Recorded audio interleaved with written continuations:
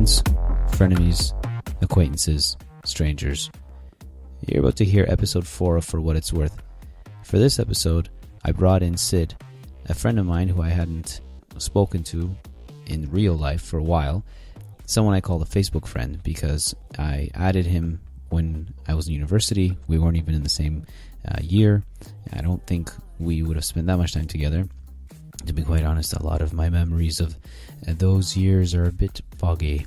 But we stayed Facebook friends, and I had always enjoyed his posts and the fact that he was so aware of everything that was going on geopolitically and otherwise.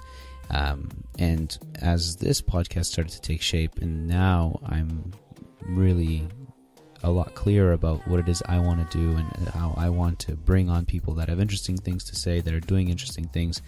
I really thought Sid would be a great person to have on because he's, if anything, opinionated, and I think you'll agree with me, he seems to know his stuff.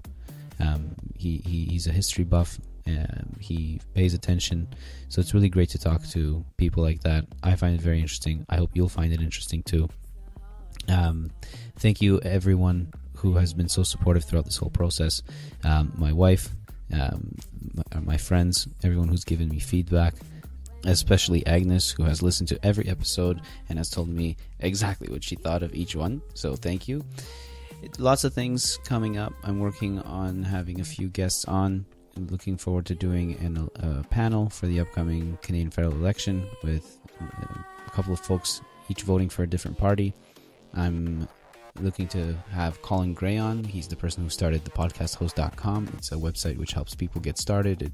He does reviews, he does courses.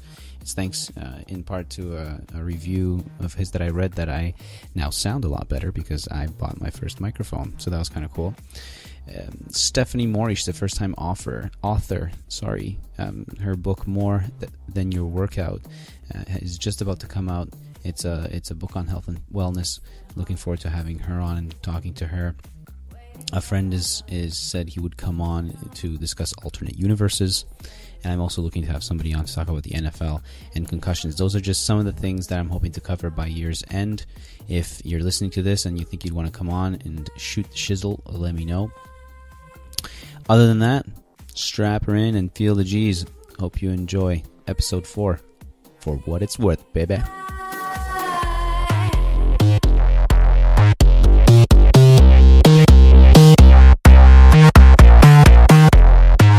So yeah, thanks a lot for coming on. It's, you know what, to be honest, I don't even remember the last time we would have talked. I know. It's, well, since university, of course. Back then. That's 2008. right. 2008. It's been a while. Did we both graduate in the same year? I graduated 2007. 2000. So you were in, were you with Linda and Cameron and all those people, or? I don't remember their names, but I would, okay. So, let's see, Sheldon. Yeah. What about Tamor? Yes. Yeah, so you were the year ahead of me. Oh, okay, perfect. Yeah, but I knew everybody in university, so that's how I came to know you guys as well. Like, how did you become so popular? You know what it is? I came here in 2000 and I joined. So I had to do some homeschooling. So almost 2-3 years I had no friends in Canada. I knew no one. And 2004 I went to university and I just started talking to people and I really enjoyed myself. So, and everyone was really nice. We have a small university, so it just went from there. So I came to know Cameron and Linda and Tomo, Brad, all these guys. So Tomo, yeah. So they were in your year. No, they were also in, I think, your year, the year ahead of me. Okay.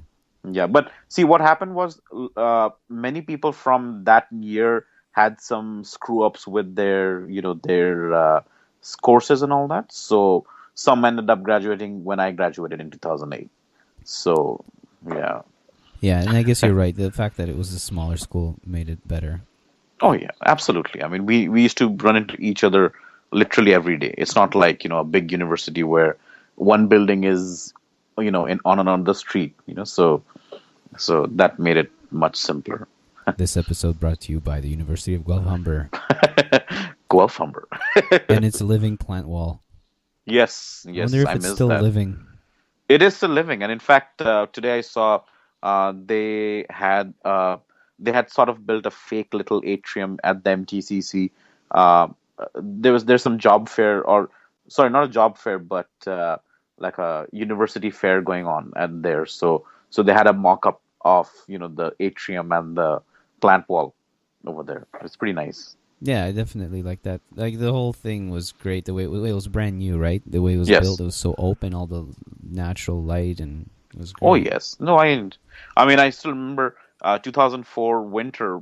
I was still new here, and I came from a warm country. So, and I used to drive a '92 Buick. That was my first car. So the heating would come on 20 minutes after you reached where you were going. So, But it was the so most. I bet it was the most comfortable thing you've ever sat in. oh, it was like a couch, right? The first seat was a bench. It was a couch, and it had no. The steering wheel was maybe 1 centimeter thick, and and it had no ABS. It had no, well, nothing. It had nothing. It was I a just man's car. I miss that comfort. I feel like Yes. nowadays you can't Yeah. get that. The plastics in the cars and the Yeah. upholstery is also hard. Oh yes. I Yeah. miss that couch feel. Oh yes. I mean, it was a very charming car, and so I would get to the university, and I'd be next to freezing, and all my classes were in the morning. How long was your drive? It wasn't very long. It was maybe about 10-15 minutes because I That's live very close. Yeah. that's why it So didn't have a chance to kick in. The no, it heating. didn't. No highway driving or anything like that. So I would get to university, and I would be freezing right till the point the door opened. And as soon as I would step in, it would be, almost tropical inside, and it would be like, oh, thank God. Yeah. So I made it today, That's so. damn you, Canada. And here I am, few years later. Now I'm all about the winter. So That's it's, right. yeah, yeah. So Because I that. I just, sorry, go ahead. No, go ahead. No, I don't know how I fell in love with it. I mean, I still remember till about 2009, I used to hate winters. Like, winter for me was threatening to leave the town and moving to LA or something like that. I was like, I can't do this. And then suddenly it kind of changed for me and really fell in love with the cool weather. Don't get me wrong, I don't like minus 20, but I like, if it's 15 degrees or 10 degrees or, and 0 degrees. I mean, I'll wear a jacket, but I won't be complaining about it. So it's not bad. That's fascinating. I think you're the first weather convert I've ever encountered. I know, I know. Even I was surprised. And my mom was always about cold weather. And I used to kind of say that, you're crazy. And then I suddenly joined her ranks and she's like, I told you so. Cold weather is the best. So now you're sort of the weather's starting to get to where you're loving it. Oh, yes. I mean, I saw the long range and it's, what was it, 18 or something? And that's wonderful. You don't even need a jacket. Worst case scenario, you need a light jacket and it feels great. I just love that fall cold weather. It's what it is. In India, what would happen was it would be 45 degrees and the electricity would go off for half the day. And you would be going to sleep with it being, 38 degrees outside and absolutely horrible humidity. And you would literally be trying to sleep while you're sweating buckets. And it's the worst kind of existence there is. So this is almost a blessing, on the flip side. So And so you not only you not only changed your perception to liking winter, but you actually started to dislike the summers. I did, and I'm like today was beautiful. I liked it. It was maybe, I don't know, 23, 24, something like that. But if it gets to 27, 28, and humidity, oh my God, it's like, oh, this is terrible, So I hate it. And the thing is, in our office, it's a very old office. It's got a tin roof. One of those old low slung buildings, and so if the AC isn't running all the time, inside it can get to about 26, 27, 28, and you're sitting in full clothing and you're trying to make calls and it's like I am dying here. So it's much better to have cooler weather in my opinion. Yeah, I mean, so and it's interesting that for you to flesh this out for me because I've seen your post, like, and Yeah. for everybody listening, that's even though you and I haven't spoken for years, Yeah. like Yeah. years, Years. we've been Facebook friends, and Yeah. it's funny, like you're the perfect example for me of like what a Facebook friend can be, because I feel like we haven't spoken, I haven't seen you, but I feel like I know so much about you. You post a lot. I've started to post a lot more. So the stuff about the weather, for example, like I knew that, but the whole backstory is interesting, I think. But that's the reason why I wanted to have you on, just because I know, like, so first of all, I think out of everybody I know in real life or internet life, you're probably the one who's most interested in history, which I think is pretty cool. Yes, that's right. And current events, which to me is like history in the making, right? Yes, absolutely. It's all linked, and that's why I get surprised when people think it's two different things. It's not. I think anyone who is interested in global affairs has to be interested in history. You got to know how we got here, So yeah, exactly. Yeah, and the fascinating thing is we are creating it every single day. Yesterday is already history. Last year is already history, and just because it's not encompassed in some like something called World War II or the Great Depression doesn't mean it's not as important. Exactly. No, I agree. I mean, we are making history this week, aren't we, with the Pope's visit? So, and that's the other thing. I think I really appreciate the fact that you have such an interest in religious matters and in Christian matters in general. My dad is very he's a very nice Christian. He likes to do good for people and all that. But I've always been interested in the political aspect of Christianity, because I come from a country where we are just 2% of the population. And even though, thank goodness, we are respected and, we are perfectly safe, but you get that feeling of, from far away, you still feel connected to, especially England in our case, because, we are Protestant, but of Europe in general, you feel that connection. And I think most Christians who live in the East, especially Middle East and Asia and all that, they have that connection to Europe through that, because when you go to church, it's completely European. You sing the same songs, and some people have the same names even. So, and especially and for you guys, you're speaking the same language. Exactly. Right? As say we are here in North America, as the English are. Yeah. But it's so fascinating, right? Like you say, East versus Europe and the West, because that's where Christianity, comes from, the Middle East. But it is now, that's where it's most persecuted. Yeah, exactly. I mean, I'm sure you know the timeline, right? I mean, the Middle East was where it was also Christian completely, but then, of course, as Islam left, Arabia, so then all the Byzantine Empire provinces, they began to fall to these armies, and right up till Spain, actually, Spain and Portugal. So they were also Christian, and in fact, for example, in Egypt, the native population are the Coptic Christians, who are they're just 10% of the population.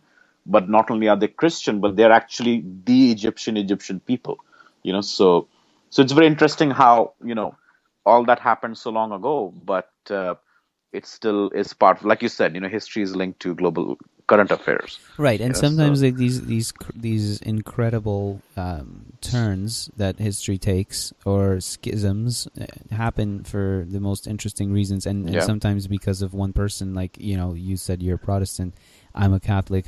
That happened. There's a moment in time when there wasn't that distinction, and then there was, because of a particular event. Yeah. Exactly. I mean, it's funny how that happens. First there was a schism between the Orthodoxy and the West, Catholicism, and then, of course, Martin Luther did the whole thing with the Reformation. So, and it's kind of funny. I mean, right now with the Pope visiting, we as Protestants are looking on, and we love this guy. There is not a single person I know who doesn't love him. And there's no sense of he's a Pope, it doesn't matter to us. And when we see, and I'm just going to go into this topic now, if you don't mind, but of course, I don't mind. When we see, the Catholics talking about, doing good for the poor and and spreading happiness and love and this and that, and then we see more and more in Protestant Christianity, like lots of Baptists and Mormons and all those people. All they talk about is Revelations and the end of times and Israel and this and that. And it's kind of like me and Dad were talking about that, and it's how did it come to this? I mean, we seem to be full of negative imagery, and you look at the Catholics and, they're lining up, and I'm sure there are lots of Protestants also lining up too. I would have if I was in New York.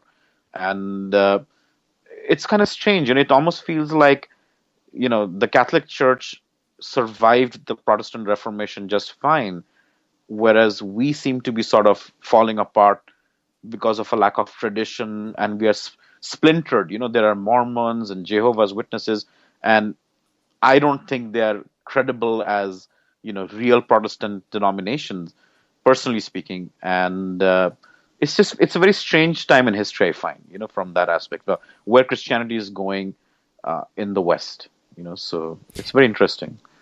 Totally, and maybe you can tell me more about what that looks like on the Protestant side, and because that splintering is very interesting to me, because so technically you guys look to the Archbishop of Canterbury, don't you? Technically speaking, but the thing is, that's then the Anglican Church, so that's one of the denominations. So I am Methodist, for example. That's our subgroup within Protestantism, and Methodist is a very old school British base of power. It was they say that most of the U.S. and U.K. prime ministers and presidents are Methodists, including Hillary Clinton, for that matter. And so we tend to look at Anglicans as being a lot more traditional than we are. But then we tend to be more liberal than, say, the Baptists are, who are a little bit more towards the right. And then you keep going, you have the evangelists, the Mormons. I don't know how many people think of them even as mainline Christians, to be very honest with you. So that's a different topic. But so the view is, there is no central Rome to guide us like you guys have, and I think that's part of the problem that we're having. And it's not that it's all bad. I mean, there are many things that we are proud of, and I think some of those things are some of the more liberal social aspects, like same-sex marriage, and like our pastor is a female pastor, and we are very proud of that. We don't see any issue why there can't be female pastors, because she's a wonderful person. But at the same time, we were watching Pope's Mass at Madison Square Garden, and there was so much tradition in that sequence of events. We don't have that anymore. We like, for example, we are Methodists. So in India, we used to go to a church which was from the 19th century. It was a British church, so it was a typical Gothic structure. Think England, basically. And but over here, we started going to a church in Brampton, which was a Baptist church. And you would go inside, and half an hour of praise singing with drums and guitars, and it was shocking, because we're used to there being an organ and singing from a hymn book, and here was this like a rock concert going on, and then they would baptize people when they're old, which is a shock, because we get baptized as soon as we are born. So there are too many different versions of the religion within Protestantism, and it just feels a little strange compared to the central authority that Catholicism seems to have.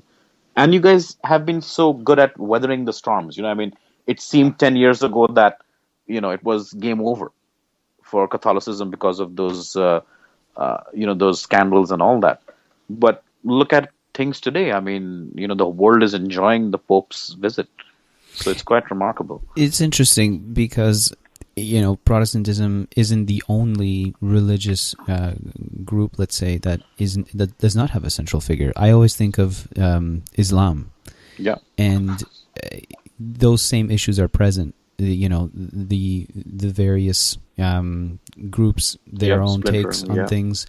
And to me, it's actually really interesting that yourselves and again the Muslims are able to continue and still stay together in that way, while wrestling with all those things. Because it's okay. So let's bring it back to the Christian example.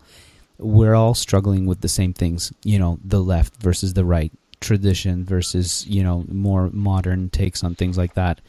And in your case, it's that you have to make these decisions for your congregation, and then you may have somebody leave your congregation, change congregations because it fits or it doesn't fit with their belief.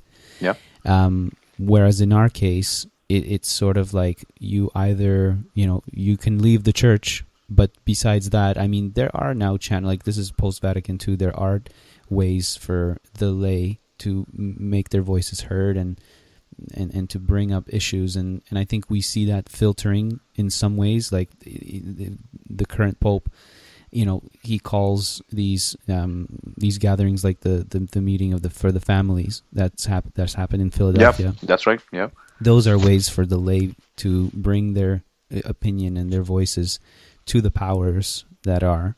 Yeah. But it's, kudos to you guys for making it work, because it isn't easy without a central figure. It's kind of like at work, right? Like, yeah. Things have been tried where, like, okay, we're going to run our company without a proper structure. Like, you don't have a boss. Everybody is, doesn't have a title, and there's no real hierarchy. But as far as I know, those things aren't really taking off. Like, it's not that easy. No, it's not.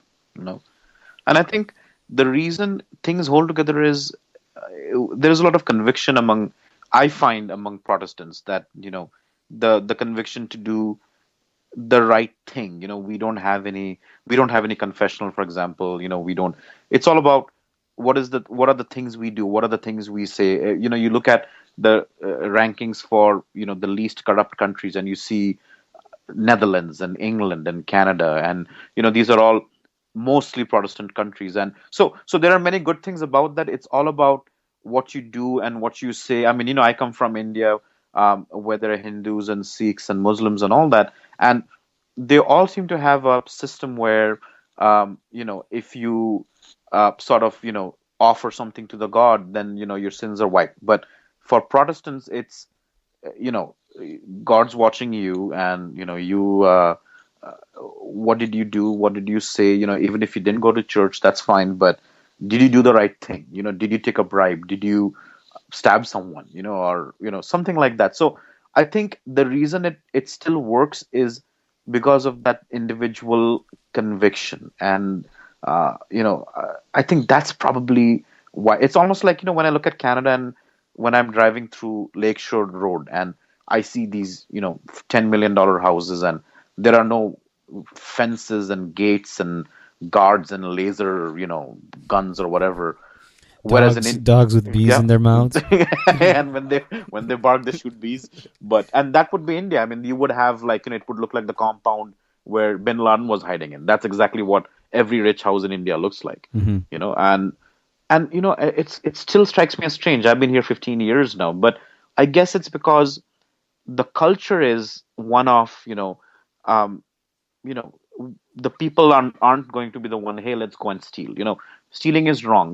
Let me give you two examples. And I don't know if you have anything else to offer before I keep talking. No, keep going.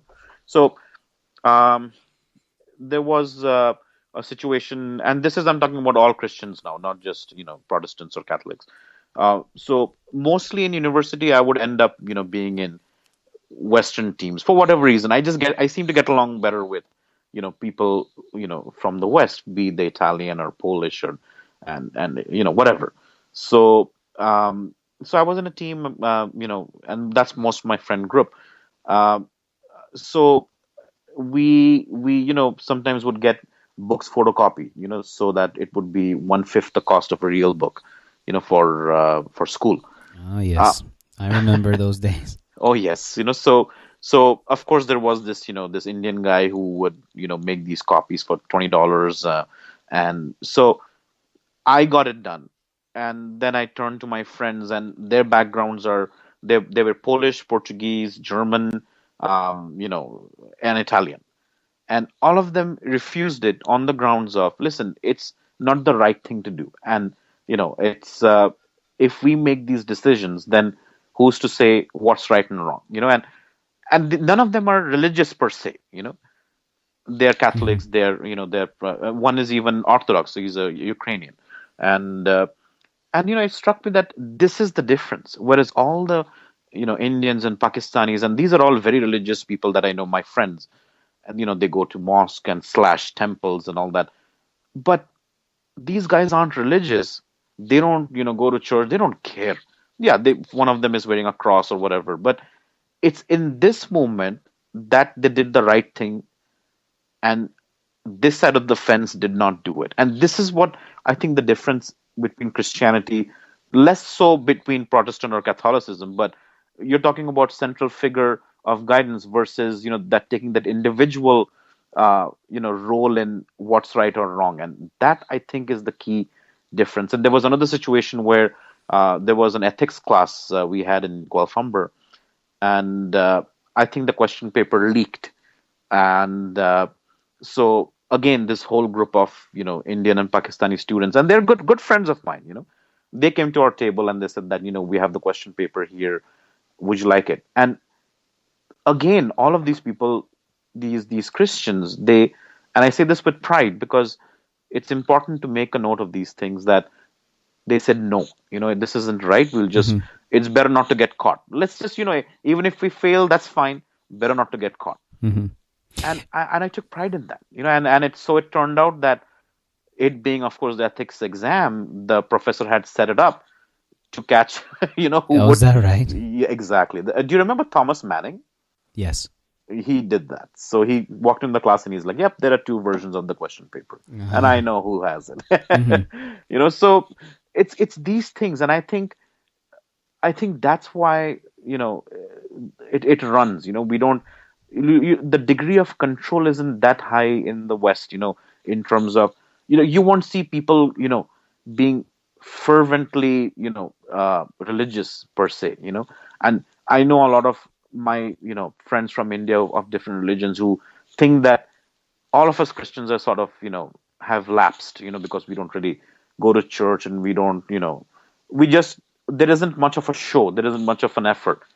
But I think it's in what you do, what you say, doing the right things, and that's what personally it makes me proud of, belonging to this, this system. Even though I'm from the East, but I have a lineage through all that, and I find that maybe is also what works within Protestantism, that um, there isn't a central authority and there is splinter, and we sure as hell disagree with a lot of our more right wing members. And that's why today Berner left the Senate.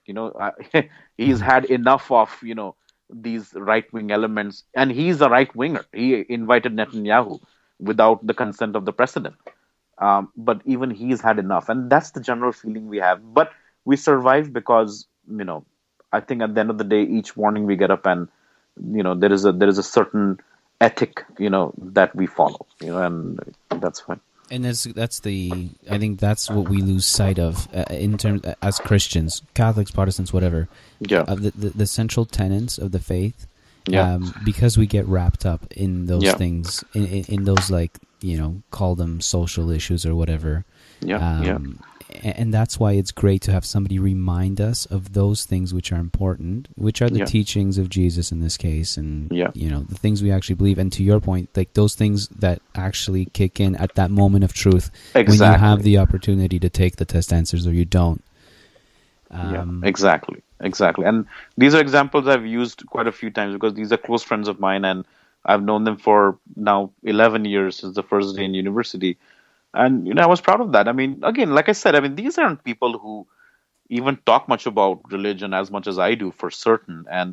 But when push comes to shove, and I used to see that, and it's very strange. I seem to have a unique viewpoint simply because I grew up and I'm from the East, so I'm familiar with Eastern culture. But at the same time, my Sundays were going to church and reading hymn books and reading Psalms and being around kids from embassies, from the different U.S. or Canadian or British or Australian embassies. Mm-hmm. So it was always these two worlds. And at home, I would always have MTV and BBC and these things on. So because my parents were always very Westernized, so I was constantly plugged in. But then at school, it was all Indian culture.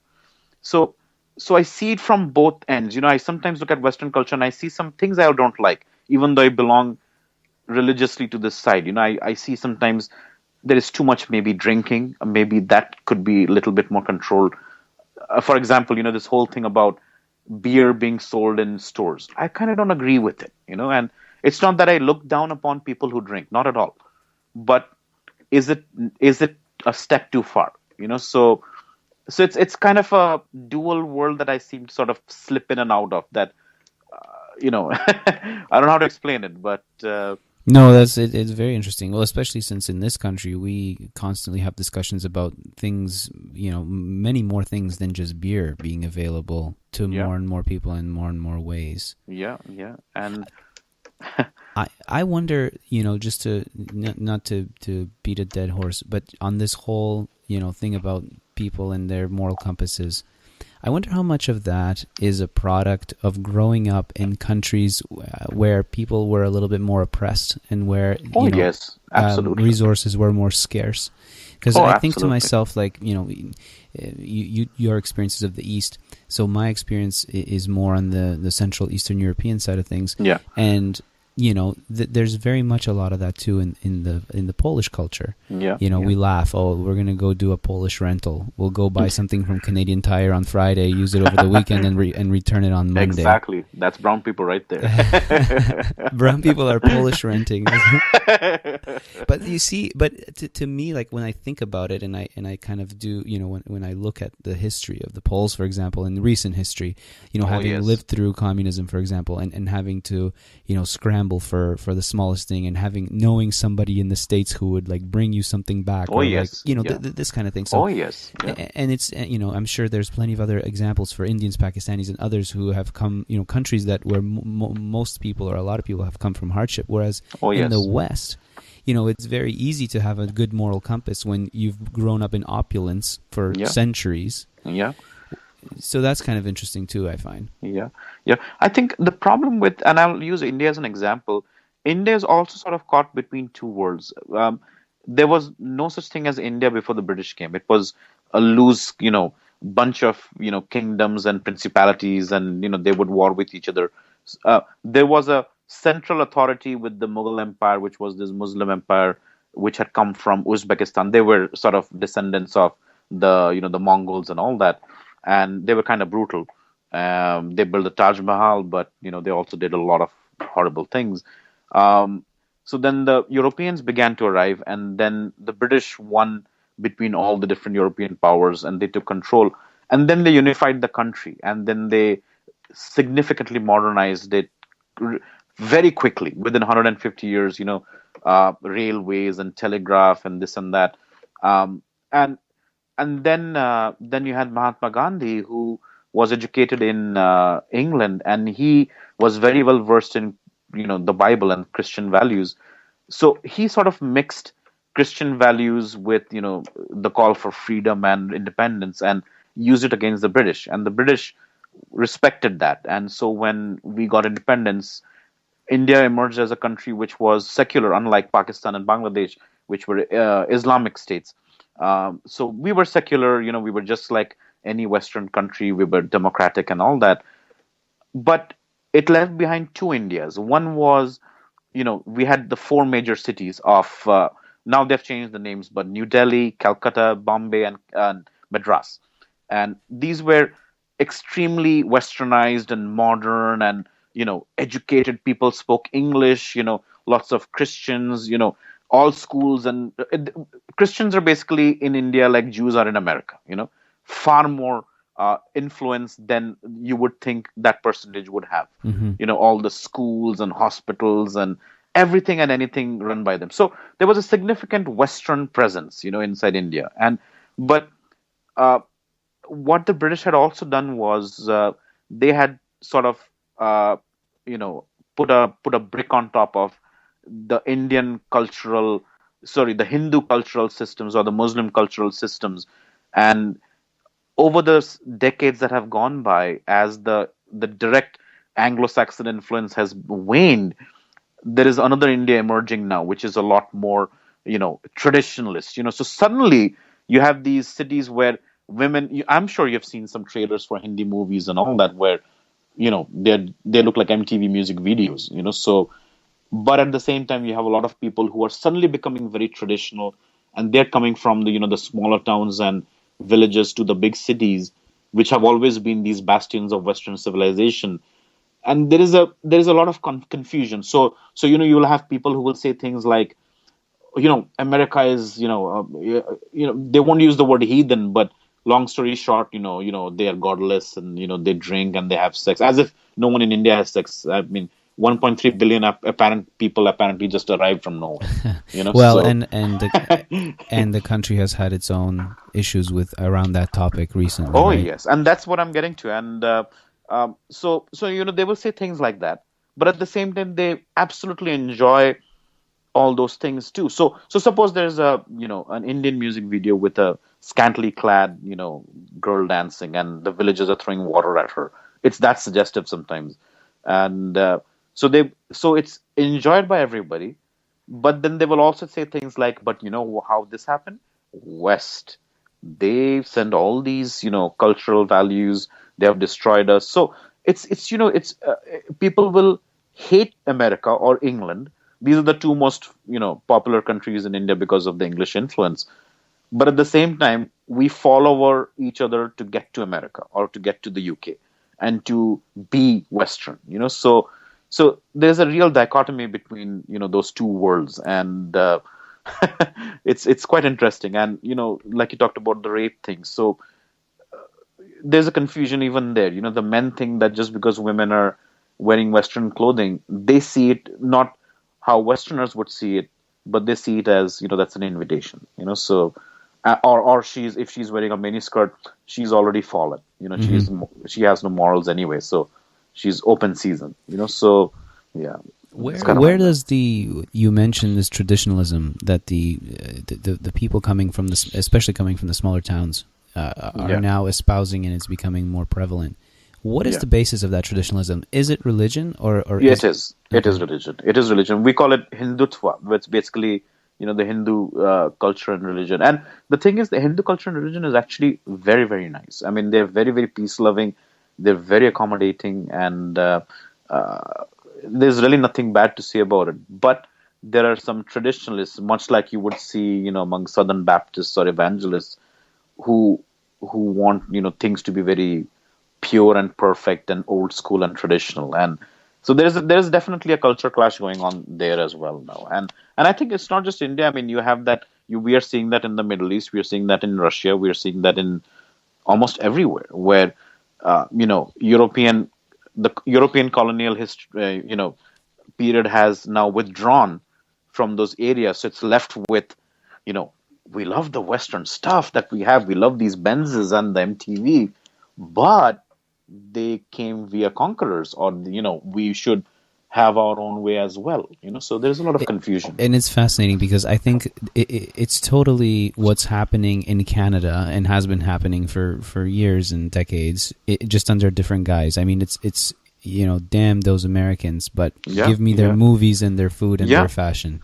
And that's why one of the things I've always stood on in Canada is I love this country, but I will never resort to anti-Americanism. I don't. I just find it, even if there are things to disagree with, and there are, I don't like their gun laws, for example, but I just find the vehemence of some of the anti-Americanism very strange. It just seems people need to do that to convince themselves that they're living in the correct country out of the two. I always found it to be a way of protecting and maintaining an identity, and it's always easiest to define yourself as something you're not. Yes. Yeah.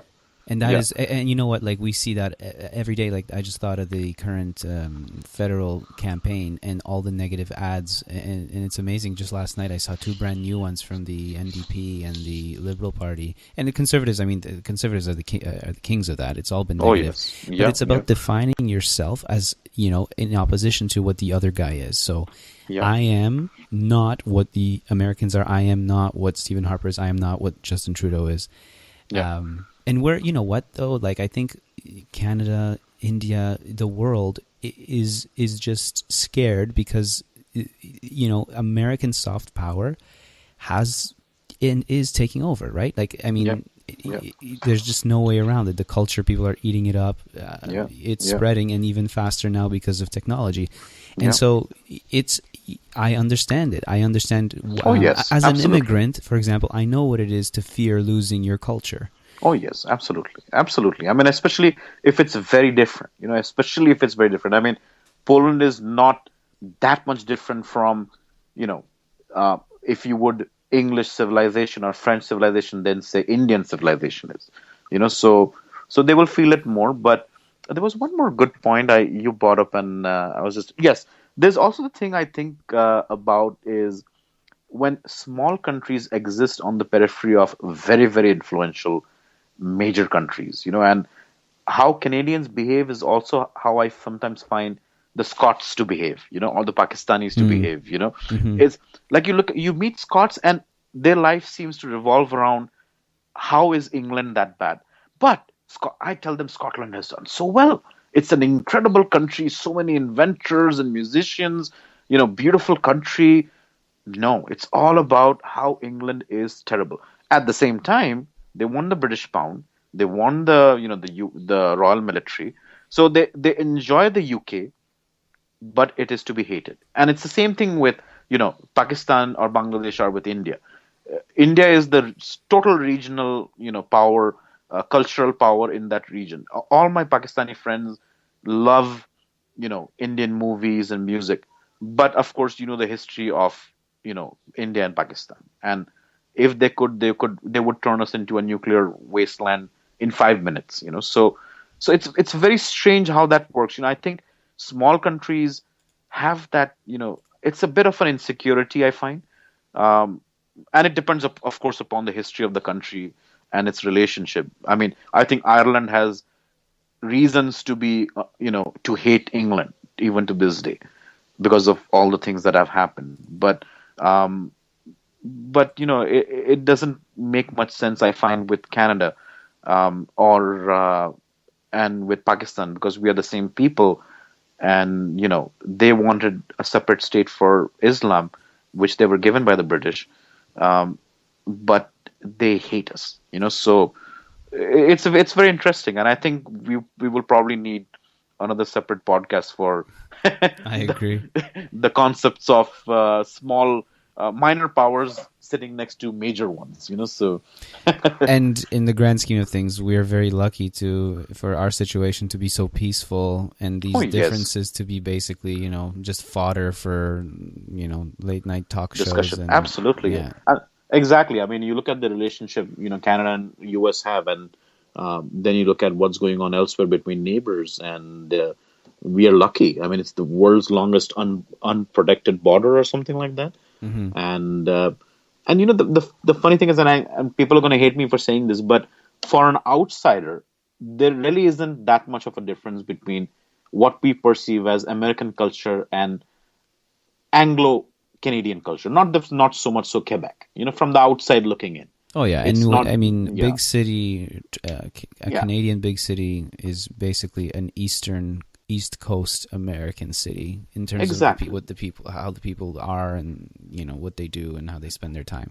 Exactly, and even I've been to Atlanta many times. My aunt used to live there, and which is a red state, trademark, But when you're in Atlanta, you wouldn't know you're in a red state. It's just as liberal and outgoing and modern as Toronto is, if not more so. I think it's very, very modern, and very advanced, and it's a beautiful city, and so it's I think sometimes it's all about perspective also. Many Canadians who have never been elsewhere, they see America, and they only see it as evil and big and overwhelming, and that's where the opinions form from. But from the outside looking in, we see two really nice countries which are very similar, and together they sort of uh, run this worldwide culture which dominates. Like you said, it's soft power, and Canada is a part of it. I mean, Justin Bieber is Canadian, but he goes to the US, but Canada plays a part in influencing the world through him.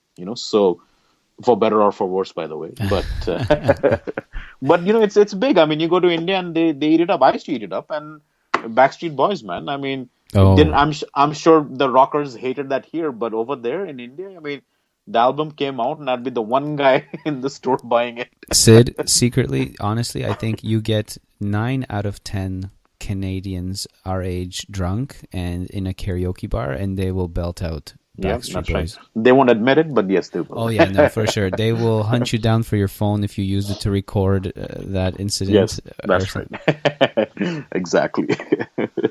Yeah, no, it's very interesting. I mean, I these are the reasons why, I've always been interested in, and again, I think it developed early because I'm in India. I'm going to school.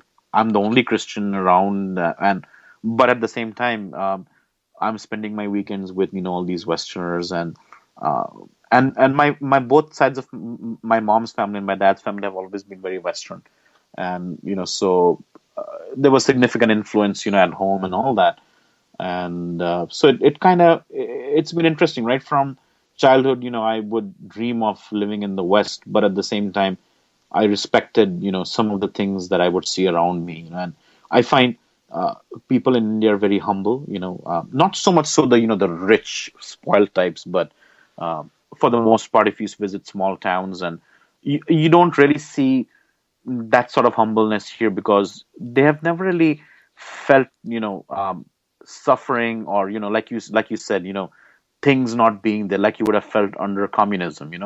um, we there's a respect for things more than maybe it's here. Like I sometimes think that if their biggest problem is news from America, then they're very blessed, because in India you have real problems, and real problems. So Oh yeah, and that's exactly that whole joke, first world problems. It's yeah, it's a real thing, and so often I just yeah, think, man, we have to put things in perspective. yeah.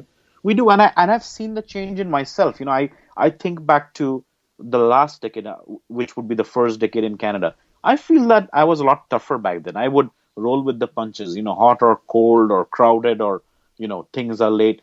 It wouldn't matter to me. I felt I was a lot more ruthless. I was a lot more able to roll with the punches. And now I'm so much more. Oh, you know what? If this isn't comfortable enough, I'm not going to do it. Or Right. this is how it's got to be. Otherwise, I couldn't care less. And and I think that was the edge. And even my friend, my Ukrainian friend, he also came in 2000 from Kiev. So he also saw the fall of the Soviet Empire and the horrible years following that. And he also says the same thing, that now I feel I'm a lot softer. You know, Hmm. that I need. Oh, this isn't a leather-clad car. My goodness, Right. mercy me. Right. So no heated seats, uncooled. My God. And Exactly. Yeah. and in India, we would be, like I said, 40-degree weather. We are sleeping through the night, sweating. Like you would get up and your bed would be soaked, and you would fall sick literally every week or every month. I wonder if it And becomes harder than in the West to have compassion for people. Like again, going back to the Pope being here, a lot of his message is about compassion. I don't. Does it Sorry. become harder because we are now so much higher up that ladder of Yeah. of needs that what do we know about what it's like to have to sleep on the sidewalk or go through all those things you just mentioned? I think no. From what I've seen is, and if you look at the rankings for people who give, countries that give, these countries, the Western countries, they rank the highest. U.S., Canada, U.K., Germany, especially these. Look at Germany these days. And and it's a strange thing. In India, no, literally nobody gives. Nobody believes in charity. Some do, but most of the charity is done by nuns and little Christian organizations which are funded by Western governments. Like the UK puts in a ton of money into charities in India to develop villages and all that. So it's very strange. I think that's a very different topic.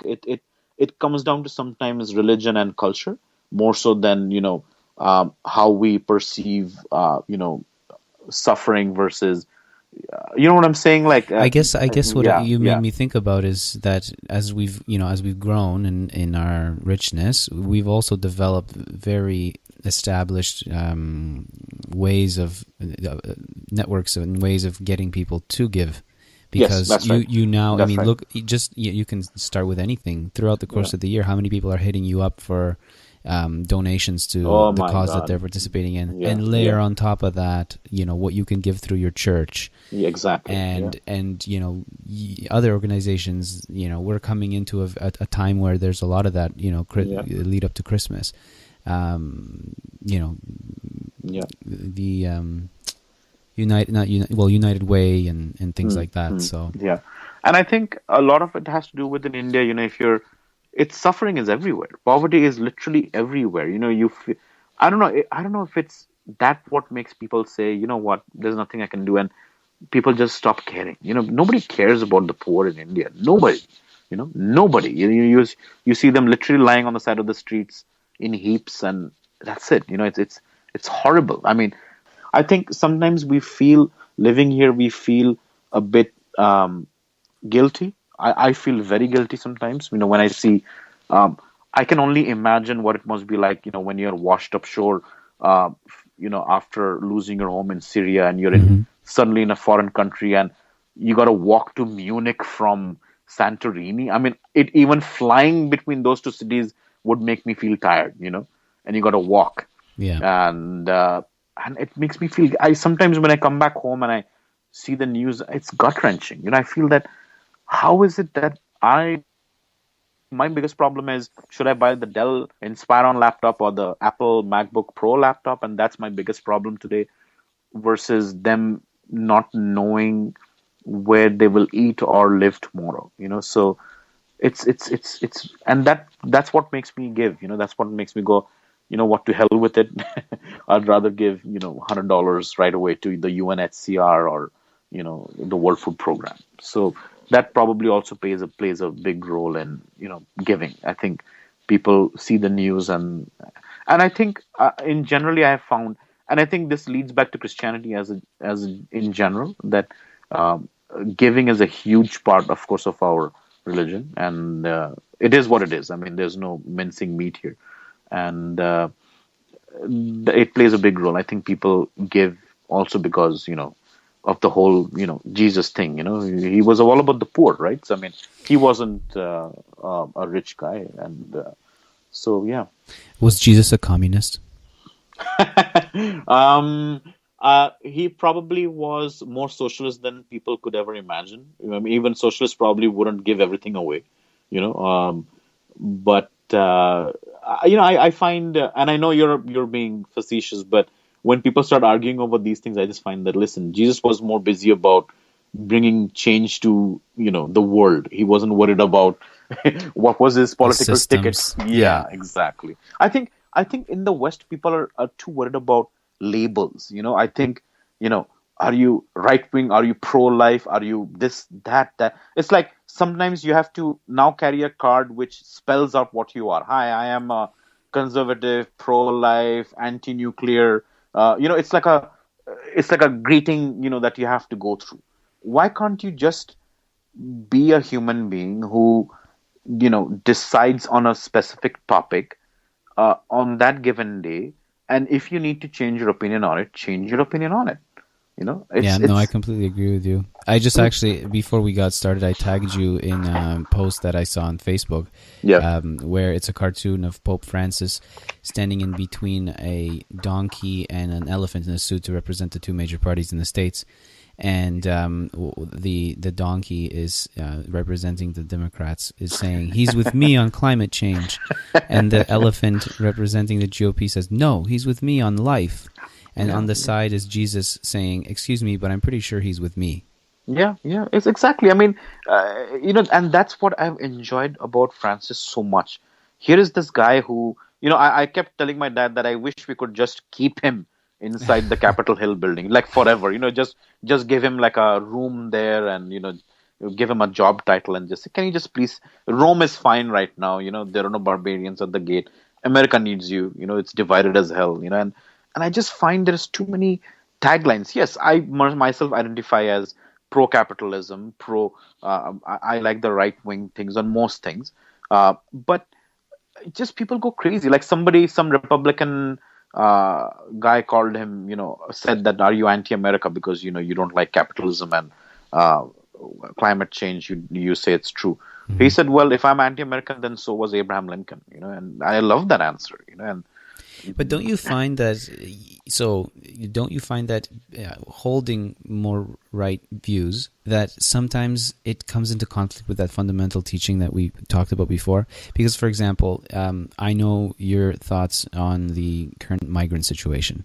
yeah, You're not a fan of the fact that, Western countries are being forced to take a lot of these migrants in, when yeah, there is especially a lot of Middle Eastern countries that perhaps have not been doing as much. yeah.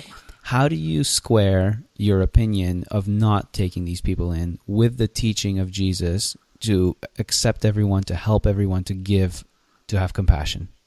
And you know what? It's a very good question, something that I struggle with all the time. And my answer literally is I have no idea. Because I see some of the videos and the faces, and it breaks me up, because I've kind of been there. I mean, we did it through legal channels and we flew British Airways, if you will. But when we arrived here, we only had 12 suitcases, and we rented a little room and we slept on the ground, and it even then it felt alien, even though we were now in a English speaking country, a Christian country, so that felt great. Canadians were always such wonderful people, but it still felt, it was literally like starting life all over again. It was like my life began in 1984 once, and then in 2000 once. So I can only imagine how they must be feeling. But at the same time, this is where my history slash religious part of me kicks in, and I'm very keen on West not becoming unwest, if you will, that it needs to remain, the cultural value systems, the openness. We simply can't flood people in, who are have a very different cultural and religious. You can bring some people in, you can give some asylum, you can, um, you know, measure their numbers and all that, and ask them to settle and assimilate.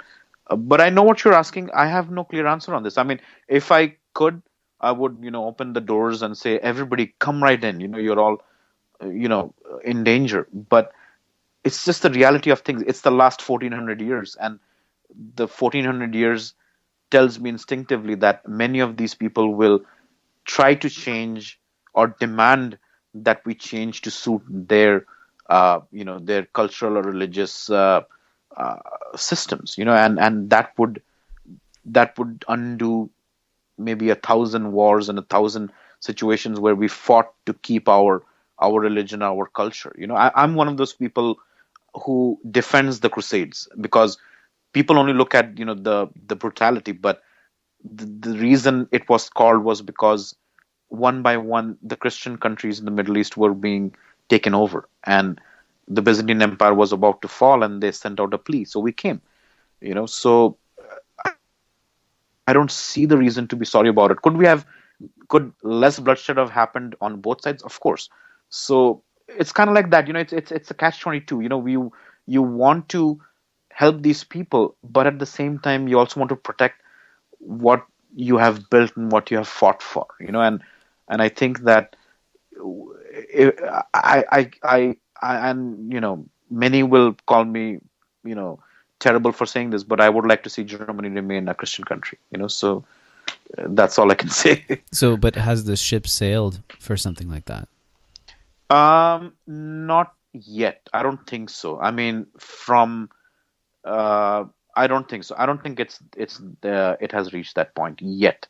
But they're saying that there are 8,000 migrants approaching every day, and I think Germany also understands it. I mean, that's why Merkel, she flip flopped. She suddenly opened her doors, and then she panicked, and she shut everything. And now, and I gotta say, I understand what Hungary and Serbia and the Czechs are saying, that you can't just do that. Now everybody's piling up inside our borders.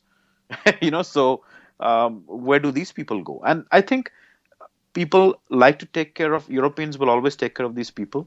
I mean, Syrians are treated much poorly in the Middle East than they are in the West.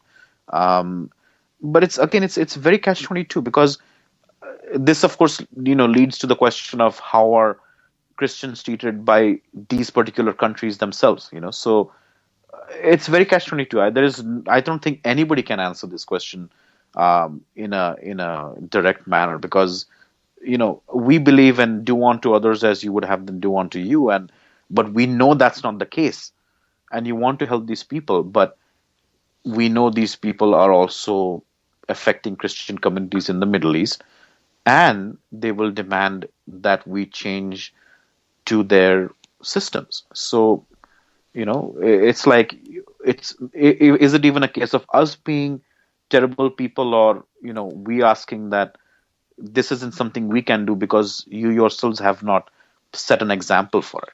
So Many would argue that the root causes of the migration are at least partially the responsibility of the West and its actions inside those countries. Do you think the West is doing enough proportionally to their actions now that those people need help? I think, see, if the West has operated in the Middle East, and I read a very good article about this, uh, the response and the analysis was that everybody has, in some way or the other, also benefited from the West's actions. Look at Saudi Arabia, look at Iran, look at even India. I mean, India, it never participates in anything, but right now they're building up lots of infrastructure in both Iraq and in Afghanistan, because it's much more safer now. And they're going to get, a few companies operating over there doing some building work and oil and all that. They're benefiting. You think they're not benefiting? Absolutely, they're benefiting. They didn't lose a single soldier in these two countries, but they're benefiting. China's benefiting. They're benefiting tremendously in the better parts of Africa and in the Middle East. So I think everybody has to pitch in. That's been always the problem of, not the problem of the West, but the perceived problem of the West, that they always go and barge in. But the thing is that the world enjoys it. All the advances that the West has given to the world, be it aircraft and guns and cars and whatever you want to call it, everybody's using them. But the West gets blamed for, it's damned if you do, damned if you don't. If the West doesn't step into Libya, if Gaddafi is killing his people, holy cow, where is the West? They have become isolationists. If they step in, well, here we are. The West has stepped in. It's you can't win.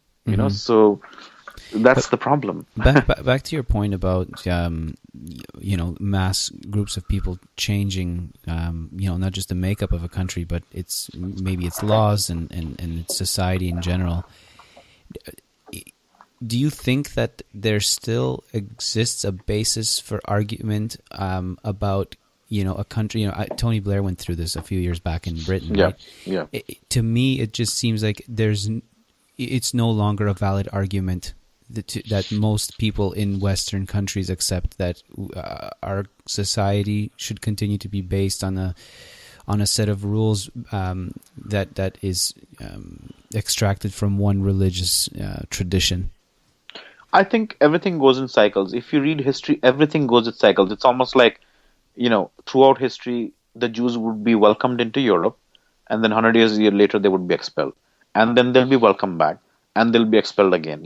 It's kind of like that. And I think we have gone through a period after the horrors of the World Wars and the 7-Year War and all those things, where we suddenly wanted to say, holy cow, that was terrible. Let's open our doors, let's become secular, and let's be all nice people, and let's hug each other. And we have gone through that period, and I believe that period is now coming to an end. And that's why you're seeing right-wing extremism, even among Christianity, kicking off in even America. You're seeing it in Russia with the Orthodox Church, becoming more. Can you imagine the Orthodox Church in a Soviet country becoming so dominant, and Putin's working hand in glove with them?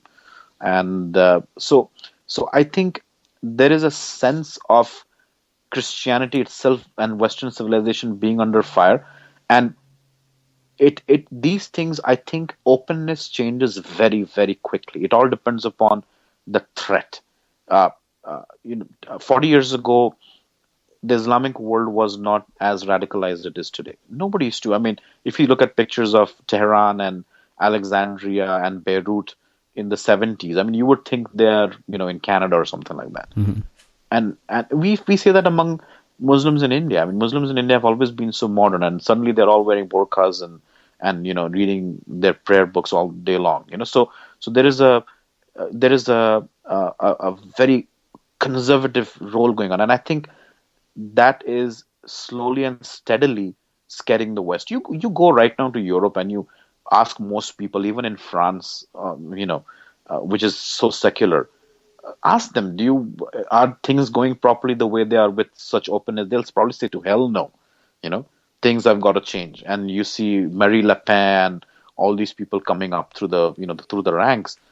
I think things are changing, and I think we did come to a point where we thought that we are just secular. These aren't Christian countries. These are just countries.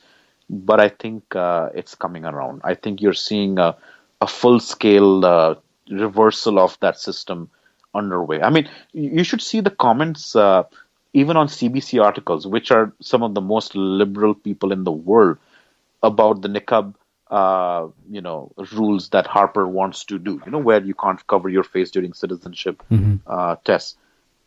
People are saying they're NDP supporters, they're liberal supporters, but they're saying, listen, we gotta make our stand now before it's too late. We can't destroy, our civilization. And these aren't people who are saying that they're religious or whatever, but I think any religion has two parts to it. There is the religious part to it, and then the culture associated with it.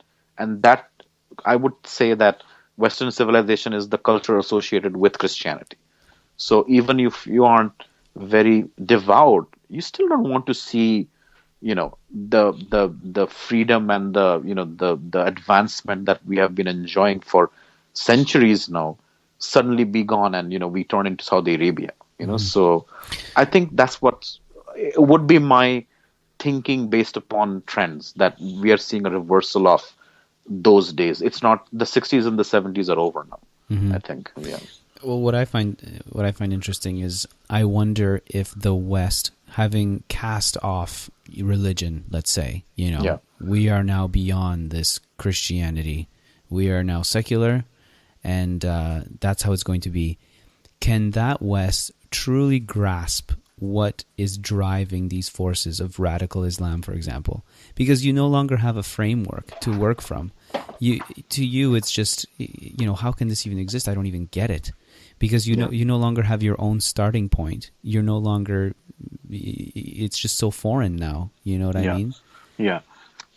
And it will be up to the decision makers to understand that. I mean, the common person on the street doesn't even know what the heck we are talking about right now, for the most part. So let me ask you this. So there's a theory that was proposed by Samuel Huntington. I don't know enough about it, but I remember it coming up a few times in some articles that I read, and it's the clash of civilizations theory, which basically says that people's cultural and religious identities will be the primary source of conflict in the post-Cold War world. Do you think that's what's happening? Do you think that at absolutely. the core, it's cultural and religious identities that are clashing and will continue to clash? Absolutely. I mean, and this isn't something new. It happened during the Crusades. It happened when the Byzantine Empire was falling apart, with the attacks. It happened during the Reconquista in Spain, 700 years of constant war to take back Christian Spain and Portugal. So it's nothing new. It had gone away for the sole fact that European empires became so powerful. They conquered everything, and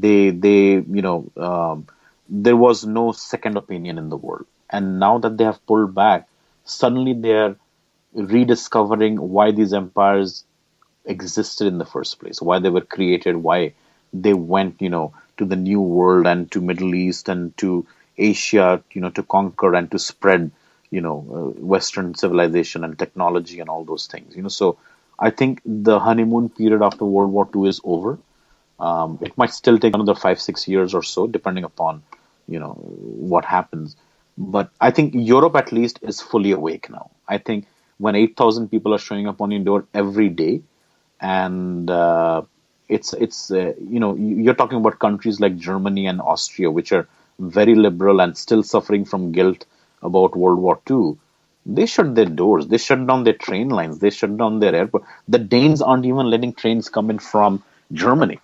The Danes, can you Mhm. imagine? I mean, these are the most liberal people on earth, Right. and it doesn't take too long to change. Look at what happened in Germany with Nazism. I mean, in the 20s, Germany was jazz music, and it was happening. There was no concept of it becoming what it became in the 30s and 40s. But it didn't take long. It just needs a perceived threat, real or not, and it quickly changes. And I think Europe has woken up. We are very far away. It's very easy for us, especially in Canada, to sort of say, think of these things as very far away, and these are just theories. But if you're right now in Germany, and your train stations are full of people from another country, yes, many of them are suffering, and I think many are very right to help them, of course, absolutely.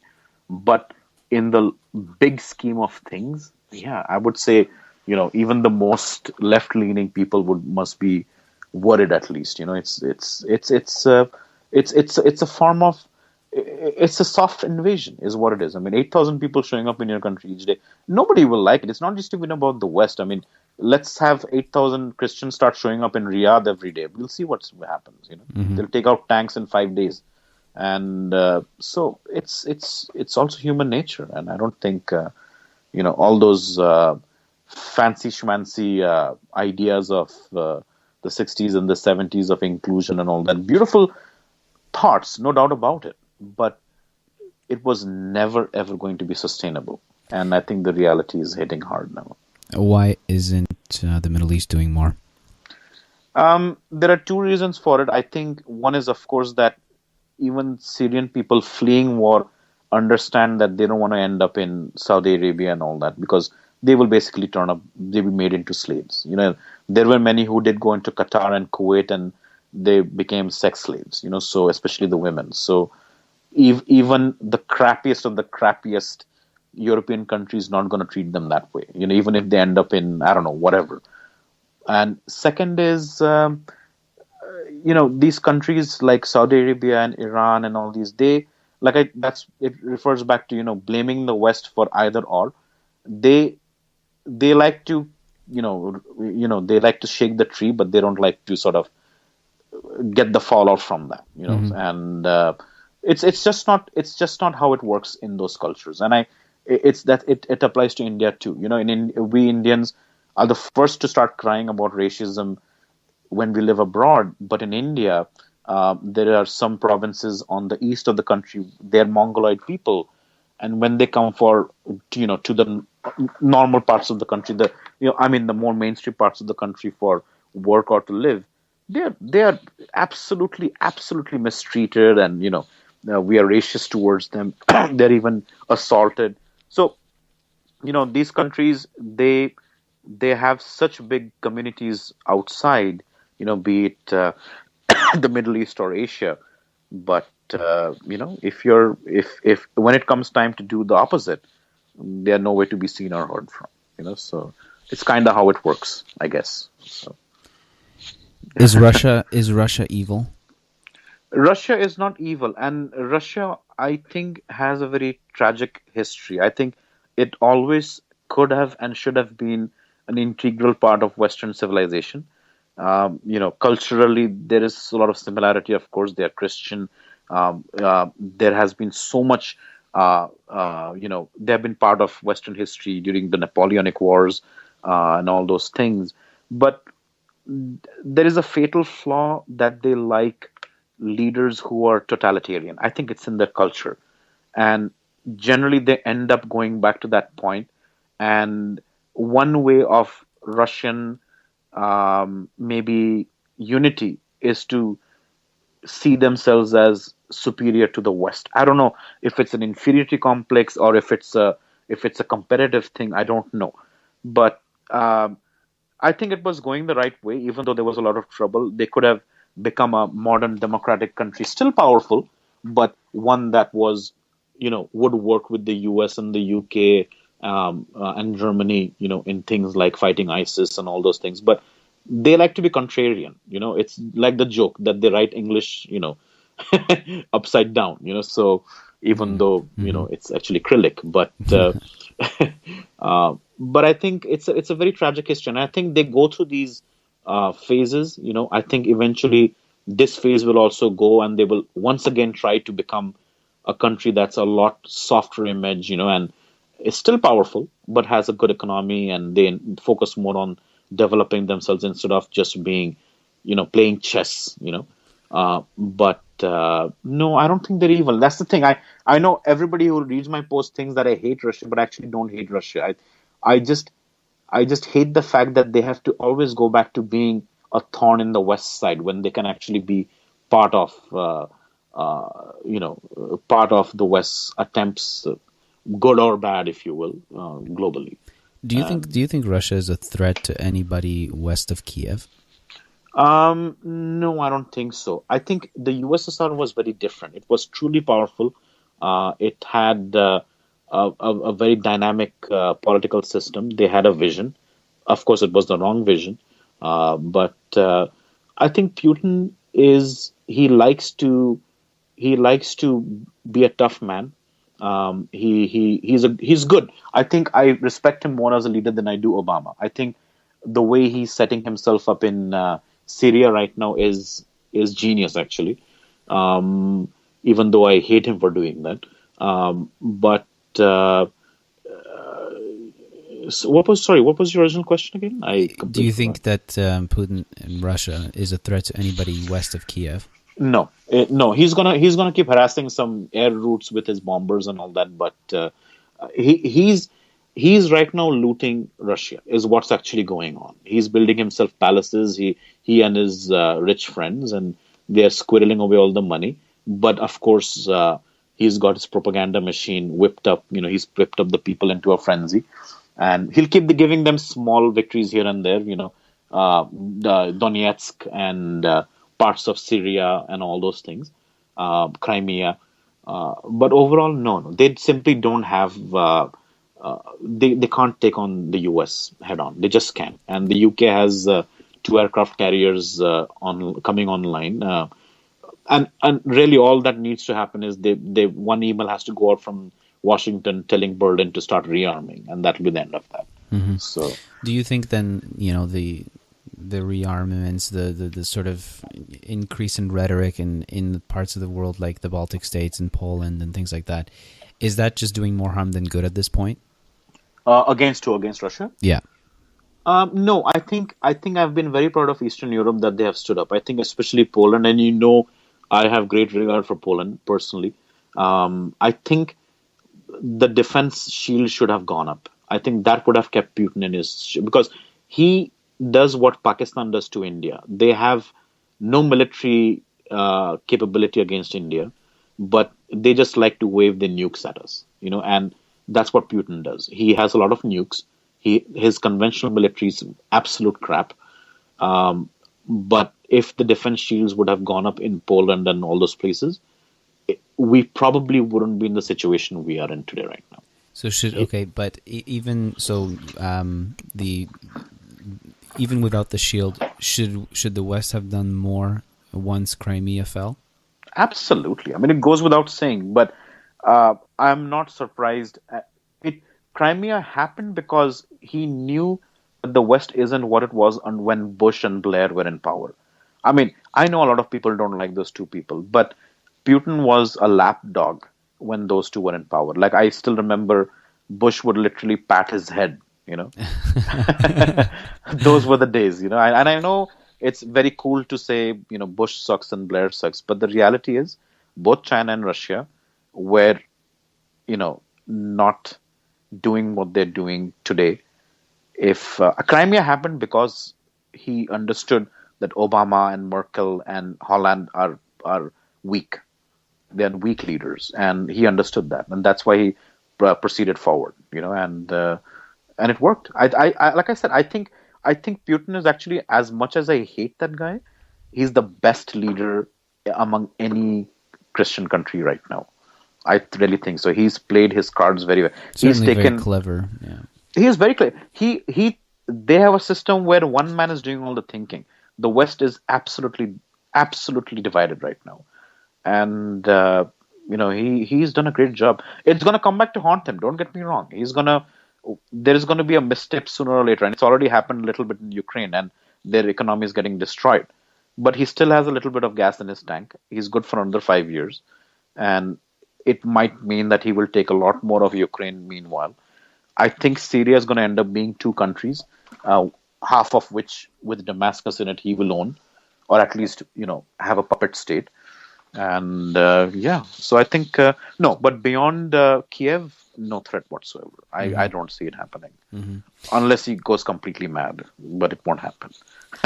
Do you see anybody right now who's in the field of candidates in the States for their next presidential election actually taking him on?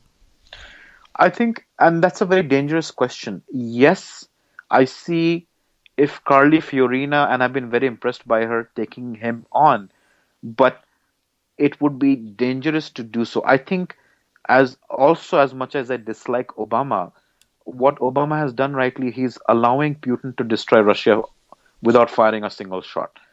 Um, if Carly reacts with a military standoff, we would be really, really risking a big war. And it could upset a lot of things. It could end up destroying maybe Eastern Europe, and that would leave an invasion of Germany open. So it's very catch-22. I of course, I mean, if I could, I would order that at least some of his military capacity be taken out of Putin. That is, but it also has the risk of escalating into something. And I think the Republicans, we don't have enough data on, actually, I think, most of them, but they're a little too hardcore for my taste. I like strong leaders, but the reality of the world is that sometimes you also have to know, when not to use your power. It's fascinating to me that, at least right now, because we can only assume that either somebody else will come into the mix, or the polls will start to shift, because it's hard to believe that things would stay the way they are at this point, with Donald Trump basically a runaway winner. No, it won't. He will not be a runaway winner. I think early on, people enjoy the crazies. They like to listen to them. But when the time comes to vote, Donald Trump's not going to be anywhere near contention. I think eventually you'll end up with it being Fiorina versus Clinton. I think that's what's going to happen. I'm just curious. What is driving this revival of this ultimate right? Why are we seeing so much of these really, what are becoming extreme views coming from the right in the States? I think it's got something to do with decades of a lot of evangelism within the Protestant communities, and it's actually a very complex topic. I think we will probably need another day to. The night does grow long, it does grow long. Again, I do think that there's again that element of fear and the other, and I think the more Americans see, even like you said, we are very insulated here. Nobody's going to swim across the Atlantic Ocean to show up at 8,000 people per day at our shores, but they are seeing it, and there is enough change going on to their culture that they're reacting by lashing out, maybe. Yeah, and I think yes, I mean, I don't see why the right has become so extreme here, because in the US, because that hasn't happened yet. I can imagine it happening in Germany and in Czech Republic and Hungary, but I think it has a lot of it comes back to the first thing that we spoke about, the splintering within Protestantism, and there is a right-wing element that's very, very they read the Old Testament more than they read the New Testament, and fire and brimstone and revenge, and they have lost touch with the New Testament, basically, long story short.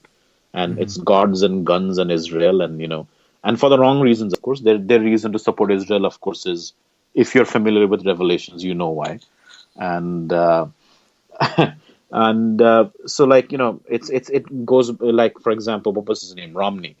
He was a Mormon. He's a Mormon, right? So he always talks about Israel. So one day a journalist asked him that, if you became president, would you have taken your swearing in oath ceremony in DC or Tel Aviv? Because that's all you talk about. And there is an obsession. Even I have seen it personally. There is an obsession with Israel. I'm pro-Israel. I think they have absolutely every right to exist, and we should support them. But I don't dance to Netanyahu's tune, and they're not special to me in any which way. And they're another country. They're an ally. We don't have to always look at things biblically. And I think Turkey is a very important ally. They're Muslim. Egypt is an important ally.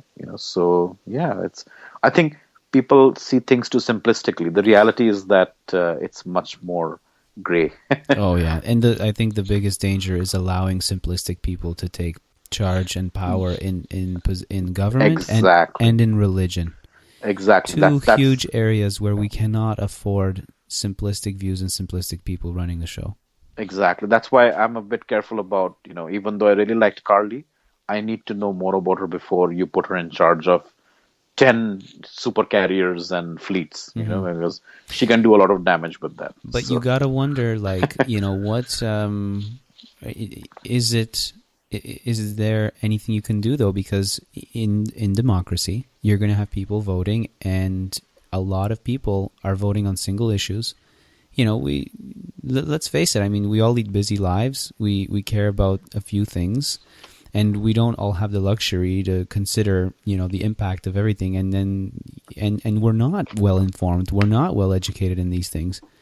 And we're scared on top of all of it, right? Because, oh my God, all these changes, all these people coming in, and so it's this perfect formula that's exploited by these, again, politicians or religious figures that come in. And look what we're talking about. It's like that article that you forwarded me about, how people reacted to Hitler. It's the same thing. It's somebody coming in, stepping into a void, and offering salvation, offering an answer, a simplistic answer. Yeah. That's easy to digest by the masses. Look at Syriza in Greece, or look at that Corbyn fellow in the UK. You know about him, right? No, can you tell me about him? The new Liberal leader, in the UK. He's borderline communist. He's borderline Leninist Marxist. If he could, he would do away with the military of the UK, and he would, establish ties with Russia. He would, make everything public sector, and he's ridiculous. In every which way, he's so ridiculous that there are rumors that if he were to ever become Prime Minister of the UK, the military would move to take command, power away. Can you imagine in England of all places? So, we will need to touch this on another podcast. That's a huge. I gotta start writing these down. Yeah. In fact, I'll get you up to date on that whole thing. That's actually been very interesting, more interesting than even what's been going on in the US. What's going on in England right now. Yeah. Well, listen, thank you so much. And for everybody listening, if you can't get enough of Sid, he will be back. He's confirmed that he's going to appear on a panel that I'm going to have. Actually, breaking news, even haven't told you yet, Sid. We've now confirmed the participation of folks representing all 4 major parties in the Canadian federal election. So I've got a friend who's undecided between NDP and Green. I have yourself, who you've graciously accepted. And then just today, I had a friend confirm who's basically set on voting Liberal. So, and for those that haven't figured this out yet, after an hour and a half of listening to Sid, he'll be voting Conservative. So I'm really excited. I think we need more discussion. I think we need more information. I think we need to talk about it more with people. And I'm so sick and tired. It's like I posted a list of my pet peeves. It's number 1. People that don't vote. Yeah. I hate the apathy. I hate the bullshit. I seriously think people should be penalized for not voting. Exactly. If you don't vote, you don't get a say. That's all. No, or you should get taxed higher than I do. If I take the time to research and to go out of my way to vote, and you sit there and you benefit from this system and democracy and everything else, I'm sorry, you should be paying more tax. Exactly. But again, it comes back to what we talked about, right? These people have never understood why democracy is as wonderful as it is, right? They've always grown up in that safety, So You've come from the communist regime. You know why. Well, let's be honest. I mean, I was born in '84. Yeah. I existed. I mean, I lived through it, but it was as a child, and so. Yes. But I have seen enough. I've heard enough from my parents, and now Exactly. going back and visiting, you still see hangovers from it and stuff like that. Yes. So. Oh, yes. Even in spite of Poland's amazing recovery. Well, that's another, perhaps a topic again for another podcast. Oh, yes. But there is now a danger of a lot of that. Or some people think there's a danger of losing a lot of those gains because a populist sentiment is starting to take hold. Yep. I know all about it. In fact, I will say that the events of the past week and the way that the current Polish government decided to vote on the migrant situation, which was I heard about it. with the Western the countries of Western Europe, will further that sentiment. And there are federal elections, parliamentary elections coming up next month, and it will be very interesting to see what happens. Yeah, absolutely. We in fact have to talk about that more, so we will. I like it. Let's do it again for sure. Listen, thanks a lot. I had a lot of fun, and you're so informed. Like this is all through self learning and interest. Yeah. I've never been too interested in the basic education, even back in India, and it would bore me. So I would always look up the world itself. So I enjoy it. Mm-hmm. Yeah. Awesome. Well, thanks again. No problem, and I really enjoyed this too. Thanks for doing this. You took a good initiative for this one. I love that you came on, and I'm looking forward to the next one. Sounds good. Thanks, Sounds man. good, Adam. Take care. You bring me life. Well, there you have it.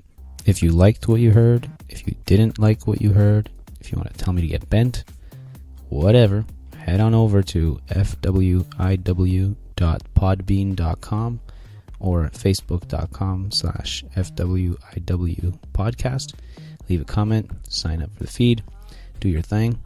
If you like the tunes, head on over to Jamendo, JAMENDO.com and search for Hazardous. That's Hazardous, that's the artist. And the song that you are hearing and you heard is called Light. Thanks. Peace. You